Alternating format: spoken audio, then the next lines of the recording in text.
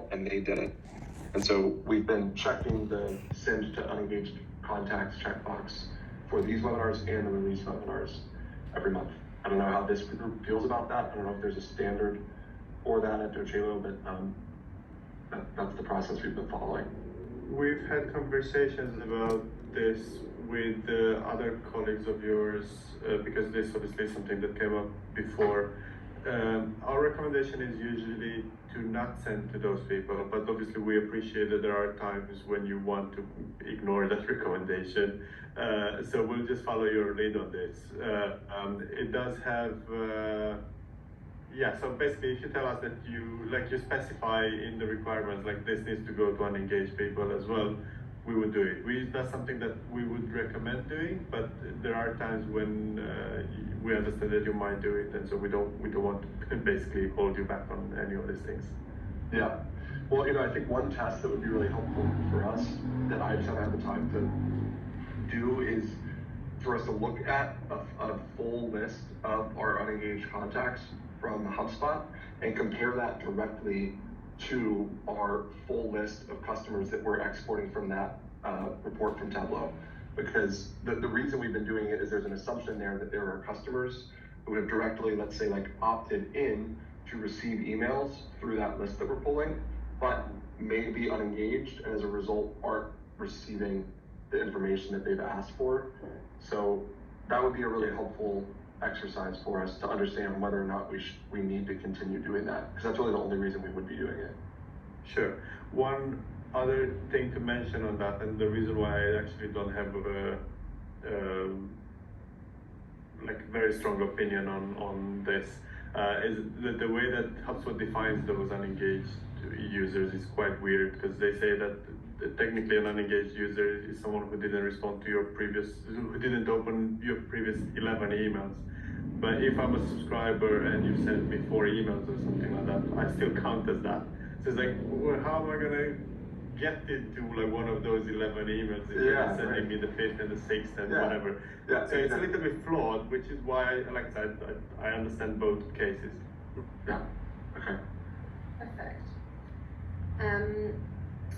Cool. So Macro is also going to set up all of the event in Zoom and set up all the confirmation emails in there. They'll just be stock standard.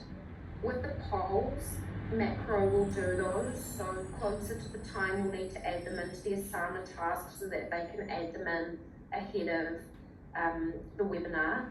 The other thing that they do is the survey setup. Now I know that you guys have very specific questions that you asked in this one, so if you want to share those with Macro, we can make sure we're asking those questions and they're loaded in for each of the webinars. I don't know if they're individual per webinar or it's one set, and then we'll come to it later on, but I think Macro can also help with collating the data in the way that I know you're doing in the Excel sheets and pulling it in together for us.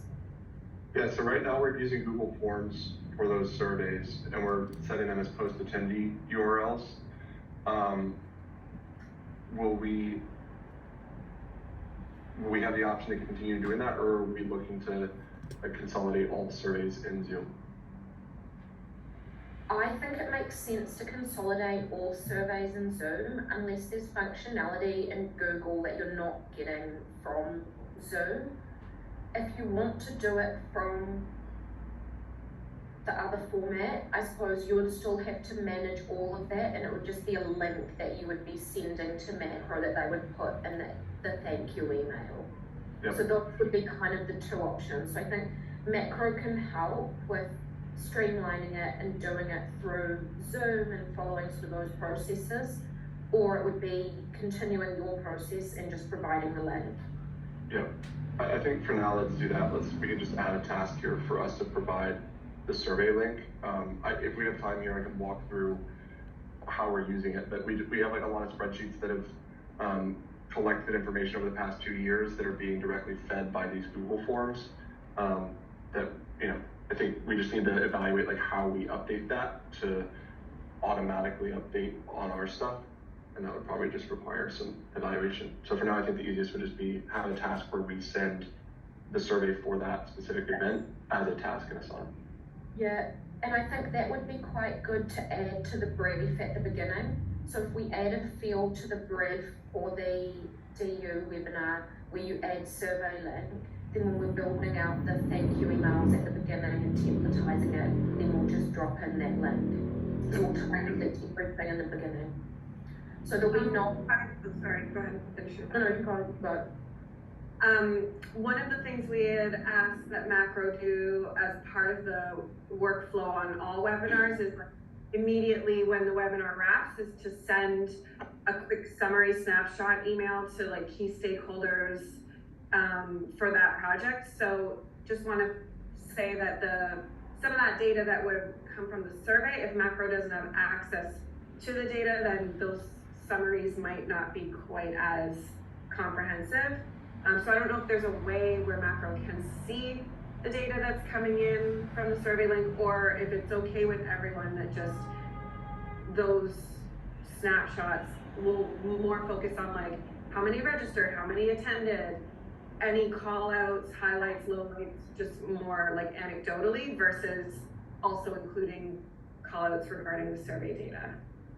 Yeah, I mean, by all means, we can grant Macro access to the master spreadsheet we have. I think it would help if we just, let's say like 3 or 4 minutes at the end, even if I can't walk through the full process, I'll show you how we've set up our feedback mechanism to track like webinar success over time.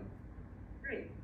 Well, also on this, I don't know how relevant it is for this call right now, but I've been having conversations with Crystal and Osta about the polls and getting them into integrated, the Zoom polls integrated with HubSpot so that we identify the hand raisers quicker and then pass them on.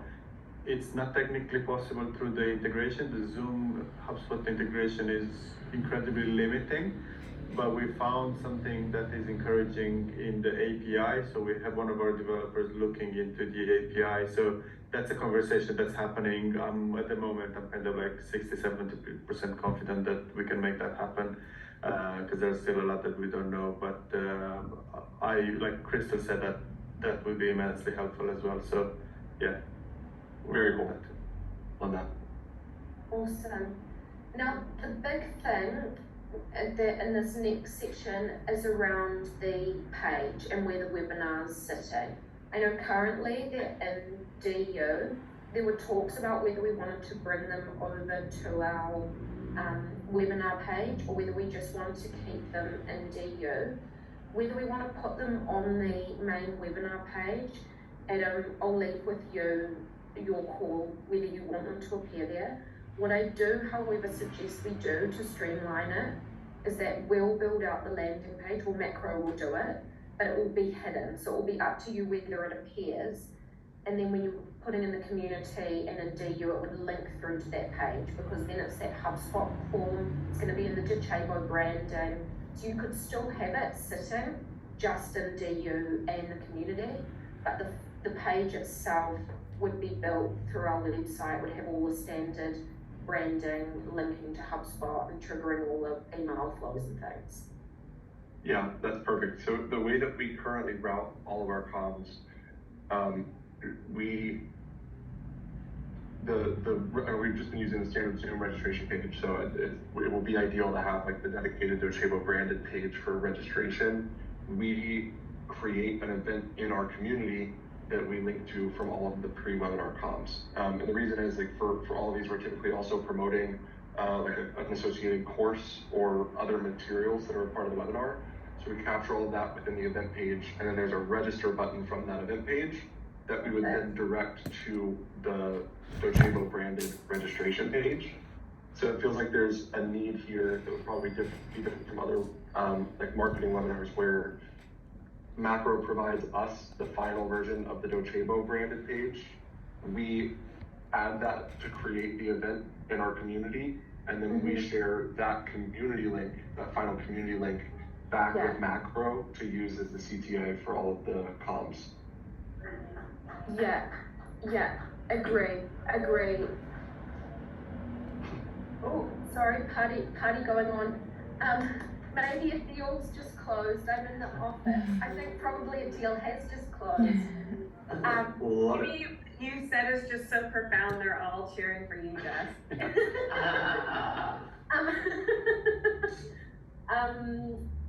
Now lost my train of thought. I think that sounds like a really good idea, and so Carolina, with this one, we're not going to be, gosh, it must be really, really big deal. I feel like I'm missing out. Someone is getting their bonus. Who can this be? Yeah, no. So we're not going to have the DU live on the webinar landing page. We won't have the tile, but we'll still build the web page out and we'll send that link through to Adam and team. They'll set it up and then provide you with a link to be going in the emails. Okay, good. And we'll have a similar workflow in the recording sharing. Like we upload the recording as an asset into Chickadee University, and we would want to link directly to that. And that's good, kind of ahead. Adam, would it be helpful in that thank you email that's in this workflow now to also include a link to the recording? I don't know when that goes out, but Yeah, this is what we normally do. So we'll have the link for the recording in the thank you email. okay, brilliant. Thank you. So there's all of that. This is the technicalities around setting that up. We'll provide the URL. Then really once all of that's been set up, before anything is sent, you guys will receive a copy of all of the emails to approve. So you'll receive test ones in your inbox, test the links, make sure you're happy. Once you give the okay, then Macro will schedule everything and it will all just sort of happen. Then on the day, Macro will host it. And I know you guys usually are the actual panelists along with someone else on DU. So all you have to do on the day is really turn up, focus on the webinar content, close it off, and Macro will do all of the work in the back end, downloading the video, getting it uploaded, creating an on-demand page, sharing that with you, and it would be a similar process again to what we're doing with the, we're not storing it on that main landing page, but you'll still get a branded on-demand landing page that you can link to from the community and DU. And then again, the Macro is going to take care of who we send the after emails from. So we'll send one to people that had attended, one to people that did not attend. You'll get to approve all of that copy. Then I think with this one, I don't think we're going to have a follow-up strategy with sales, so we can remove that. And Macro will then close everything out. So as Rochelle mentioned before, they'll save all of the data to the specific project folders. They'll share with you all of the summary details. And then that will be webinar finished and rinse and repeat. Lovely. Do we want to talk about timetable in terms of the next webinars that we have on deck? I know you and I had spoken yesterday in our one-on-one about some strategies for that. Yeah, and yeah, I think we'll look to kick this off for our June, our May, I'm sorry, June. May 31st. It's Okay, close. May 31st is the, okay.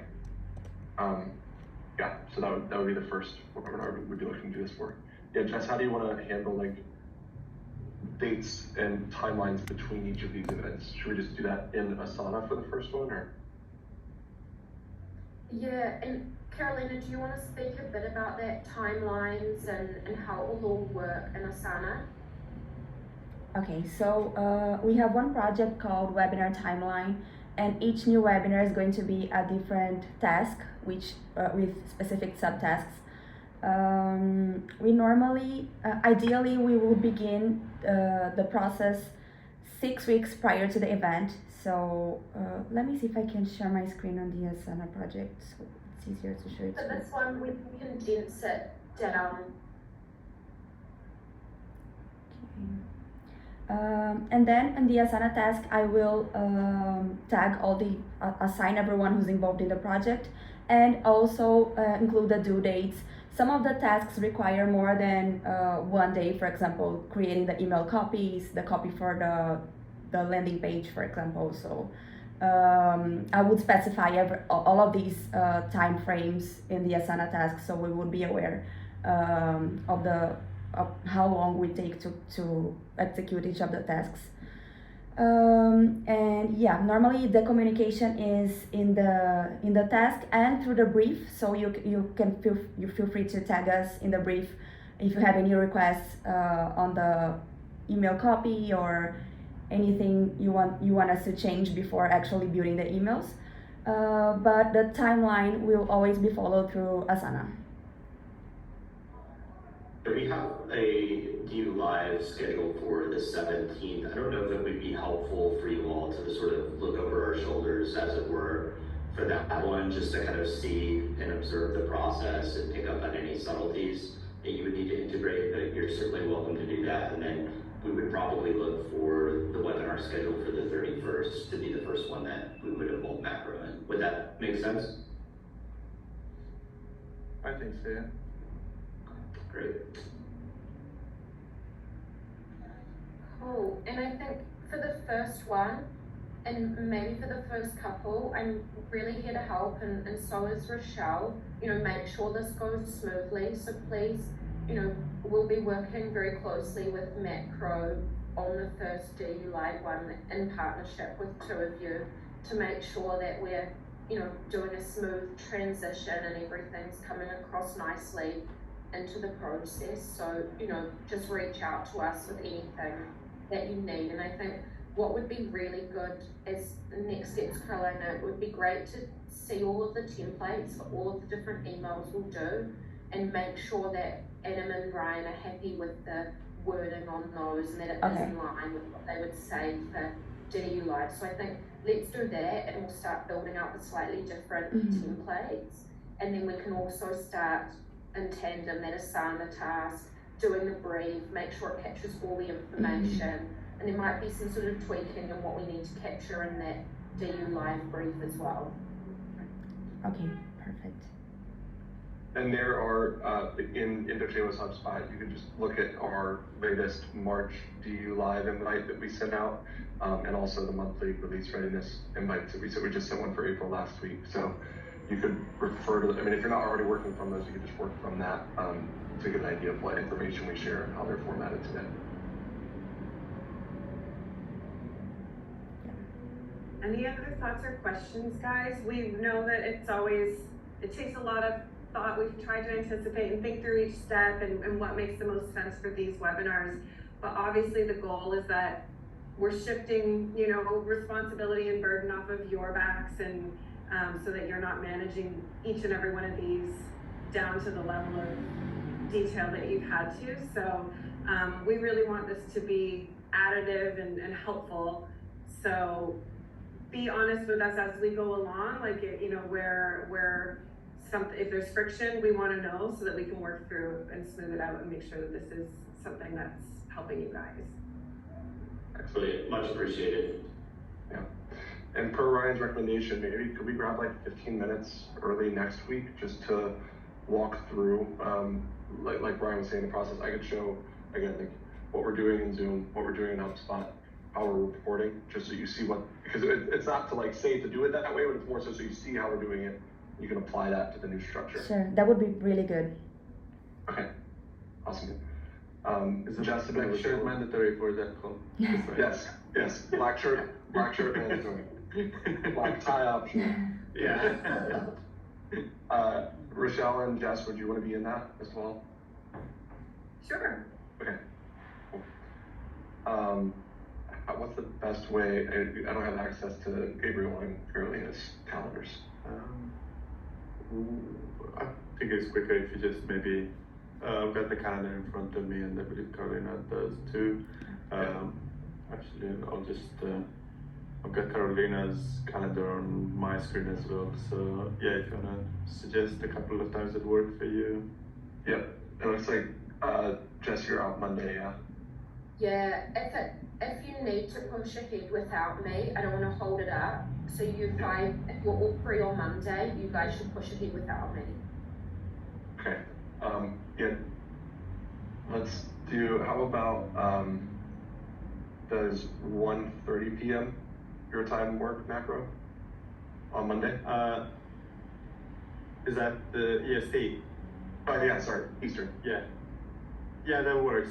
I would like it slightly earlier if possible, but if that's the best you can do, we can do that. Yeah, what time zone are you in?